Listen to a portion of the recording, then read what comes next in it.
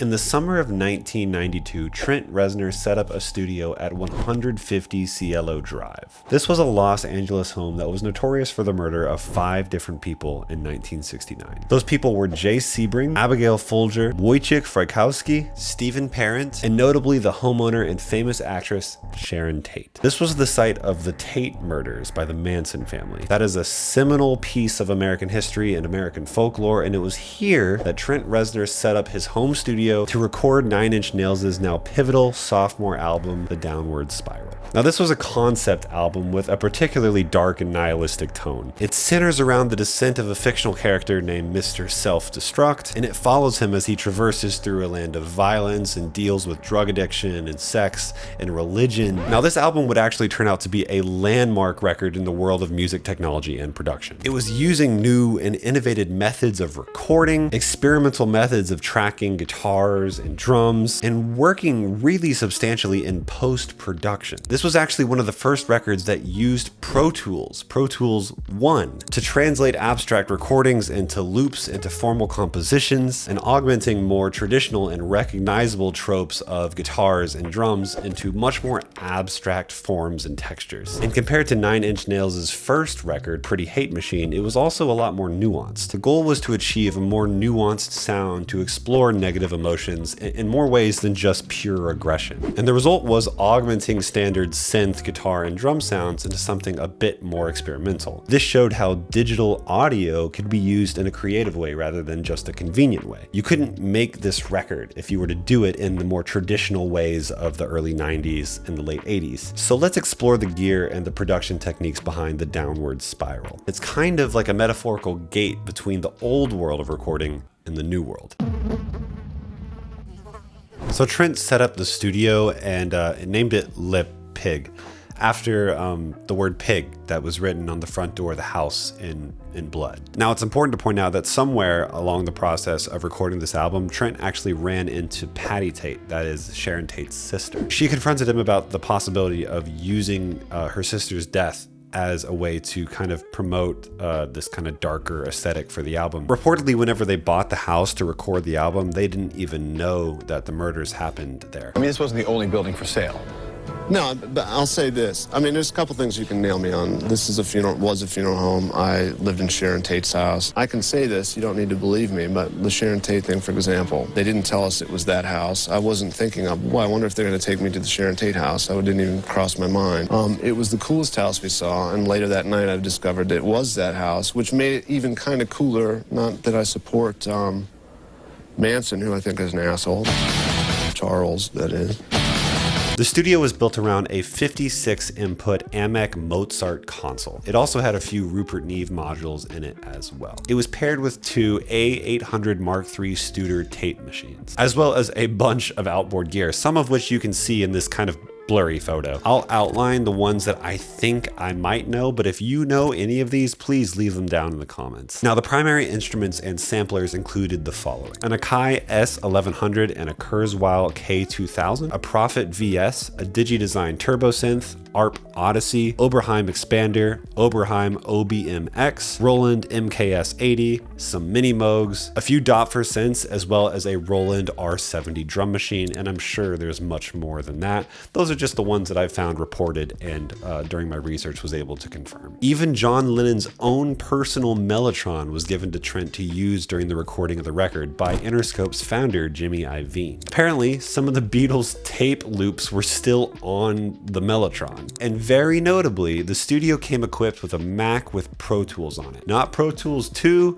not Pro Tools 3, the first Pro Tools. Now, as I mentioned in the beginning, Pro Tools was a very seminal part of this project. Everything was recorded into Pro Tools, and the tape machines were left until the end of the process. Nothing was committed to tape at first, and we'll get more into that at the end of the video. Actually, Trent is quoted as saying, 99% of the stuff we do, even vocals, is recorded into the computer first. we get an arrangement together, and then we dump it to tape. Now, out of all of this gear, there's a few pieces of outboard equipment that were kind of the trademark sounds when it came to post-processing. Take note of these, and then we'll figure out during the production section how they were applied. The Zoom 9030 effects unit, the Kurzweil K2000 workstation, an Eventide H3500 harmonizer, and the Neve 1073 preamp was also pretty important when it came to processing and adding distortion to a lot of these signals. Now, these particular effect units were noted by Sean Bevan, who was the audio engineer and also helped produce the record, as some of the most common gear used when porting sounds out of Pro Tools,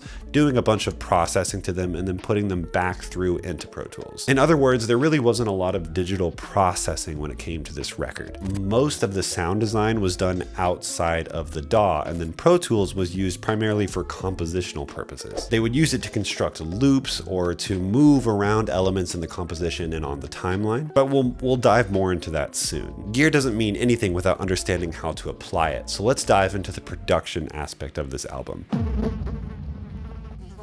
So I've been fortunate in the past to have these videos do pretty well. And the only way that happens is through user engagement. So like liking the video and commenting, and if you enjoy the video and you want to see more stuff like this, subscribing. Anyways, back to the video. Now this record goes incredibly hard on samples. When it comes to the drums, you're blending traditional acoustic kits with drum machines and even famous sounds from famous records. And even further, this album likes to sample like famous movies. George Lucas's THX was sampled for the opening of the album. It's the sound of a prison guard beating a prisoner. Reptile has the sound of a woman falling down a hill. That's taken from Texas Chainsaw Massacre. The Becoming has a sample from an obscure 80s movie called Robot Jocks, and there's plenty more besides that. Now, all of these were recorded on a Tascam DA30 DAT. Bevan put it in these words: Chris would rent movies, listen to them, and record sounds with his DAT machine. You'd never think a lot of these effects were any kind of music, but he and Trent would take them, do a couple of things, and all of a sudden it would become this great keyboard hook or a bass part or a big drone. And this trend of taking samples and heavily warping them into instrumental parts would occur all over the record. For example, the string section on the outro of Hurt, that's really just a single note taken from some instrument and then being placed into a reverb with an infinite decay time, effectively making a note that never stops sustaining. I think Trent says it best himself here. We've come up with a trick where we could take a note on whatever instrument it is. That sounds like strings, but I'm not, like violin, but I'm not sure if it was that. Feed it for a second into like an infinite reverb. And it gets locked into a kind of tone that sounds almost pipe organ-y a little bit.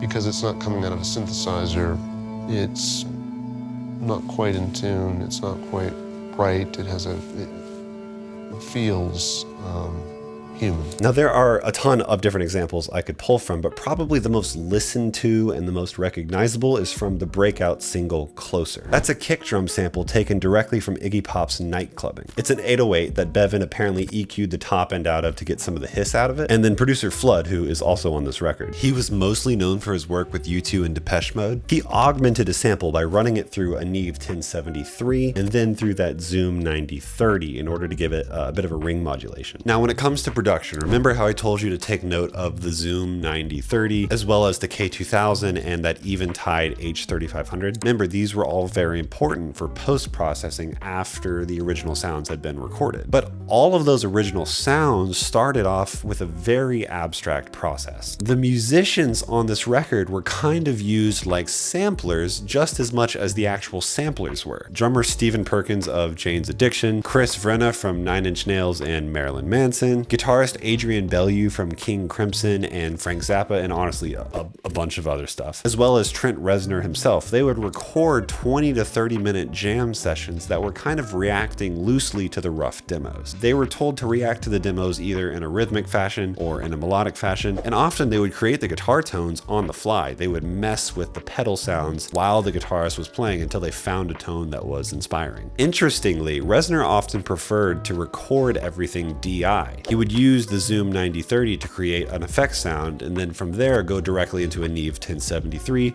and then directly into Pro Tools. He felt that a DI tone had more treble and more attack and immediacy. If he needed to get more of an amp-like sound, he would take a Marshall JMP1, which kind of had a bit of a speaker emulation to it, and he would throw that into the signal chain. Now, all of these sessions were run through the Mozart console and then directly into Pro Tools. And then they would thumb through all of these jam sessions until they found interesting drum loops or interesting riffs that could be repeated and looped together, or textures to extrapolate further into ambient sounds. The timeline would change constantly, adjusting the song's composition as more harmonic information was recorded. This is really interesting because it's kind of the first example of a DAW being used as a creative tool rather than just a way of recording audio. And I think in the modern era, a lot of us can relate to that, especially if we do everything alone.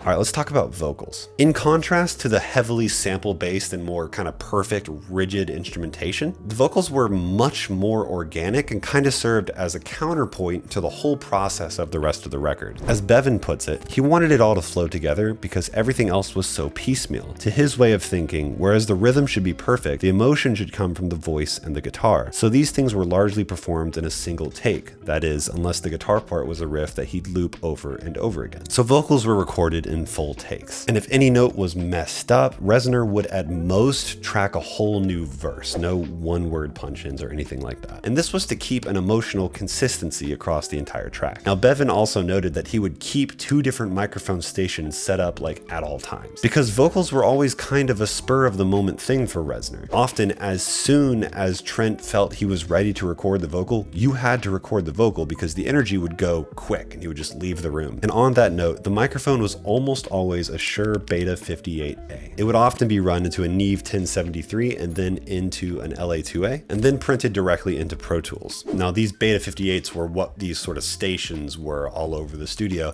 but occasionally Reznor would record into an AKG C414 if they needed more of a room sound in the recording. But beyond this, very little was done mix-wise to Reznor's voice. Here's how Bevan put it. That's the way Trent was. Anti-chorus, anti-pitch shifting on the voice. He was always looking for a real emotional performance. The only sort of processing that would happen to Trent's voice was usually his trademark distortion. That was often done by sending his vocal track back through the Neve 1073, then cranking the preamp all the way up to full signal to get a bunch of distortion, and then crushing and emphasizing that distortion by putting it through a Uri LA3A multiple times through. That's a leveling amplifier, so that's really going to kind of accentuate all of the vocal detail and make it really compressed and really big and fat and very distorted. But there are times where Trent didn't do any of that. Reportedly on Hurt, the entire vocal was recorded directly into Pro Tools. When they were done with Pro Tools and nothing else needed to be recorded or added, they would print it through the tape machine. This would kind of add analog warmth and add a bit of grit and distortion if necessary. In other words, in this scenario, tape was used more so as an effect to make it feel more analog and more warm